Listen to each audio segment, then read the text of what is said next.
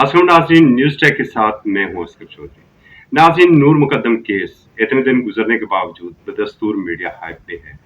आज मेरे साथ मौजूद हैं, लायर हैं सरदार नवीद साहब। सरदार नवीद साहब से पूछते हैं कि केस की सूरत हाल क्या है और आज जिस तरीके से उनकी जमानत मुस्तरद हुई है वो क्यों हुई है। सरदार नवीद साहब, आज आपके जो मोक्कल हैं उनकी जमानत मुस्तरद हुई है, क्या कहेंगे आप केस के बारे में? देखिए, हमने इससे पहले प्री अरेस्ट बेल लगाई थी जो श्योरिटी जमा न होने की वजह से पुलिस ने जो असमत आदम जी हैं और जाकिर जाफर साहब हैं उनको अरेस्ट कर लिया था और उसके बाद उन्होंने जुडिशल रिमांड पे ले गए थे, फिजिकल रिमांड पे। उसके बाद रिमांड के बाद दोबारा जब उन्होंने जुडिशल हुए उसके बाद हमने बेल आफ्टर अरेस्ट मूव की। जो असमत आदम जी हैं उनके लिए नया जो लॉयर है वो अपॉइंट हुए और हम चूँकि जाकिर जाफर साहब की तरफ से थे और हमने बेल मूव की इस्लामाबाद में एडिशनल सेशन जज सोहेल शेख साहब की अदालत में। और छुट्टियों की वजह से कुछ डिले हो रहा था और जो इस केस के मुद्दई हैं शौकत साहब, उन्होंने कुछ टाइम मांगा अपना लॉयर करने के लिए। फिर उनको थोड़ा टाइम दिया गया और 4 तारीख के लिए डेट फिक्स कर दी गई कि बेल आर्ग्यूमेंट्स होंगे, आप अपना लॉयर भी कर लें। 4 तारीख को एडिशनल सेशन जज साहब जो सोहेल शेख साहब हैं उनकी अदालत में तकरीबन 2.5 से 3 घंटे तक आर्ग्यूमेंट्स होते रहे। उसके बाद फैसला रिजर्व कर लिया गया और उसके बाद दूसरे दिन केस का फैसला सुना दिया गया जिसमें दोनों जो नॉमिनेट हैं एक्यूज बाद में नॉमिनेट किए गए, जो मेन मुलजिम है प्रिंसिपल एक्यूज है उसके वालिदैन हैं, उनकी बेल को दोबारा से जब हमने मूव किया तो वो डिसमिस हो गई। क्या वजूहत क्या बनी डिसमिस होने की? देखिए, ये वजूहत तो चूँकि उन पे बाद में जो सेक्शंस ऐड किए गए थे 201, 176, 511 बीपीसी और 109, इसमें एक सेक्शन 201 है। ये सेक्शन जो है ये बड़ा जो हीनियस क्राइम होता है उसके साथ अटैच कर दिया जाता है इसको, और इस सेक्शन की बहुत बड़ी वैल्यू है पाकिस्तान पीनल कोड में। और जजेस या कोई भी जो प्रिजाइडिंग ऑफिसर्स हैं वो केस को डीपली स्टडी करते हैं और उसके बाद देखते हैं कि आया इसमें कोई जो एक्यूज हैं या दीगर मुलजमान हैं वो किस हद तक कनेक्टेड हैं।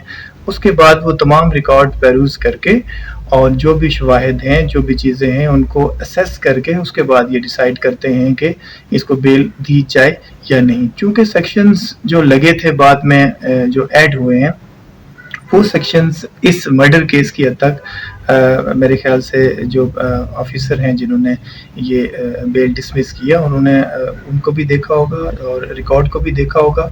हालांकि पुलिस की इन्वेस्टिगेशन को भी देखा होगा, लेकिन वो तो अभी हमारे सामने नहीं आई किस हद तक पहुंची, क्या कहाँ तक मीडिया रिपोर्ट से आ रही हैं।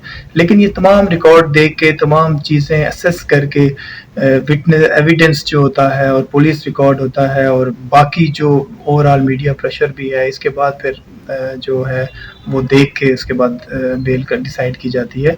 तो इस तरह प्रिजाइडिंग ऑफिसर ने कुछ उसमें फैक्ट्स देखे होंगे जिसके ऊपर उन्होंने बेल डिसमिस की। बहरहाल हम इंशाल्लाह इसके लिए नेक्स्ट फोरम पे ज़रूर जाएंगे। सरदार साहब, आप ये बताइए, सिविल सोसाइटी मीडिया का बड़ा प्रेशर है, आप किस हद तक दबाव का शिकार हैं?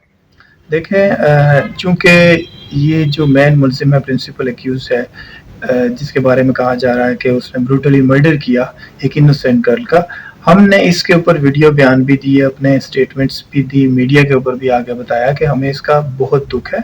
इवन के जो असमत आदम जी हैं और जाकिर जाफर हैं जो प्रिंसिपल एक्यूज के पेरेंट्स हैं, उन्होंने भी बारहा मीडिया वालों को कहा कि उनको इसका सख्त सदमा है और वो चाहते हैं कि इंसाफ हो।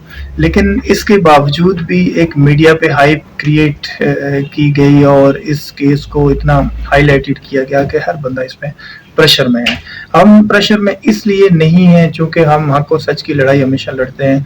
हमारी नज़र में हमारे क्लाइंट बेगुनाह हैं और वो at the time of occurrence they were not present in Islamabad, वो कराची में थे।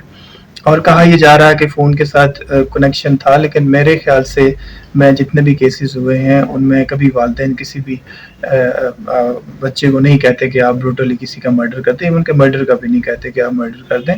प्रेशर ओवरऑल सोसाइटी का होता ज़रूर है, लेकिन इस केस में हम चूँकि अदालत में अपना केस प्लीड करते हैं, हम किसी ज़ात के लिए, किसी सोसाइटी या किसी एक शख्स को उसकी सेटिस्फेक्शन के लिए नहीं करते, हम तो इंसाफ के लिए करते हैं। तो इंशाल्लाह हम करते रहेंगे, प्रेशर इसमें हमें कोई नहीं है। باقی جو بھی عدالتیں فیصلے کریں گی ہم اس کو تسلیم بھی کرتے ہیں اور ان کا احترام بھی کرتے ہیں. میڈیا رپورٹس میں جو بتایا گیا تھا کہ ملزم کے اپنے والد سے یا جو گارڈز تھے ان کے رابطے ہوئے تھے اور انہوں نے ساری صورتحال سے آگاہ کیا تھا، کیا اس میں کچھ سچائی ہے؟ دیکھیں یہ پولیس انویسٹیگیشن ہے اور کچھ چیزیں جو لا کہتا ہے انڈر پولیس انویسٹیگیشن، کچھ چیزیں ایسی ہیں جو قابل قبول نہیں ہوتی، وہ ان ایڈمیسیبل ان ایویڈنس ہوتی ہے. یہ کیس چلے گا، اس پہ ایویڈنسز ہوں گے، اس پہ وکیل اپنی جرح کریں گے، جو ڈیفینس کونسل ہے جو مین ایکیوز کا وہ الگ سے کریں گے، ہماری حد تک جو ہے وہ ہم کریں گے اگر ہم ہوئے تو اس کیس میں.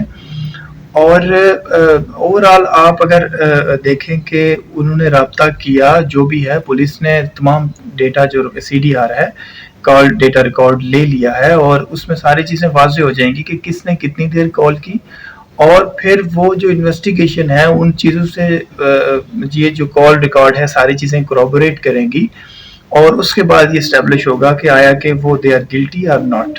لیکن یہ پولیس انویسٹیگیشن سے بھی ثابت ہوگا، اور اس کے علاوہ جو ریکارڈ ہے جو CDR اکٹھی کی گئی ہے اور جو باتیں ہوئی ہیں، جو ٹائمنگ ہے، دس از ویری امپورٹنٹ. یہ اس کیس میں ساری چیزیں دیکھی جائیں گی اور اس کے بعد پتہ چلے گا انہوں نے کال کیوں کی، کس ٹائم کی اور ان کا کیا پرپز تھا، اور وہ وہاں پہ جو اس کے بعد میڈیکل رپورٹس آئیں گی. ساری چیزیں آنے کے بعد یہ واضح ہو جائے گا. جب کیس ٹرائل چلے گا تو بہتر طریقے سے میں آپ کو اس بارے میں گائیڈ کروں گا کہ یہ کس طرح اس کا افیکٹ ہوگا کالز کا اور ان تمام ایویڈنسز کا اس کیس میں. بہت شکریہ سردار صاحب. Thank you. بہت شکریہ سردار نوید صاحب.